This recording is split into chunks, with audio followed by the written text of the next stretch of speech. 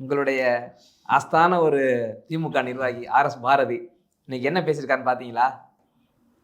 கலைஞர் சமாதிக்கு இடம் தரலைன்னு சொல்லிட்டு ஒரு எடப்பாடின்ற நாய் இடம் தரலைன்னு சொல்றாரு. இதான் அவங்க கட்சியினுடைய மரியாதையா? அவர் என்ன சூழ்நிலையில் எந்த நிலையில் அவர் பேசினார்னு எனக்கு தெரியாது. அது தெரியாத போது நான் எப்படி அதுக்கு ஆன்சர் பண்ண முடியும்? அப்படியே அவர் அந்த மாதிரி நாயின்னு சொல்லியிருந்தார்னா அவர் தவறான வார்த்தைகள் தான். அதை முதலமைச்சர் கவனத்துக்கு. இது ஒன்றும் புதுசு இல்லையே. எது அவர் பேசுறது ஒன்றும் புதுசு இல்லையே. இது பழசு என்ன இருக்கு? என்னென்னமோ பேசியிருக்காரு அவர். என்னென்னமோன்னா ஏமா நீ கொஞ்சம் தயவு செஞ்சு அங்கே போயிரு. என்ன ஒன்றுமோன்னா 18+ ஆகுங்களா? அதான் கேட்குறேன். இல்லை இப்போ நிறைய பேசியிருக்காருல்ல, அது நல்லா கேட்கும். அதே அனுப்புறீங்க. சம உரிமை ஐயா பெண்களுக்கு உரிமைன்னு சொல்லிட்டு வெளியே வச்சுருக்கீங்க. பெரியாருன்னு பேத்திங்க ஐயா, நம்மளோட அதிகமாக பேசுவாங்க. அது பேசிட்டு எனக்கு ஐயாவுக்கு கூச்சமா இருக்கு போல சார்.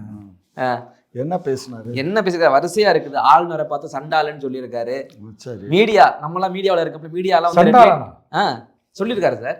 சண்டாளன்னு சொல்லிட்டு சாட்டை திரும்ப பாட்டு பாடுறாருன்னு கேஸ் போட்டாங்கல்ல. ஆமா, சீமான் அவர்கள் சண்டாளன்னு சொல்லிட்டாரு. ஆமா, எனக்கு நட்டுக்குச்சு அப்படின்னு ஒருத்தர் அம்பத்தூர் பக்கம். இதெல்லாம் சட்டம் ஏத்துறதுக்கு முன்னாடி பேசணும். எந்த சட்டம் ஏத்துறதுக்கு முன்னாடி ஐயா? சட்டம் எஃப்ஐஆர் போட்டாங்க ஐயா, விசாரணை இல்ல அது முன்னாடி. இது ரொம்ப நாளைக்கு முன்னாடி. இது இப்பதானே பேசியிருக்காரு. இல்ல ஆளுநர் ரவி இருக்காருல, ரவி அவரை பேசியிருக்காரு. அதான் ரவி யாருமே அதை கண்டுக்கல. இது முன்னாடியே பேசினா யாருமே கண்டுக்கல. இன்னைக்கு எதாச்சியா வீடியோ பார்க்க நான் பார்த்தேன்.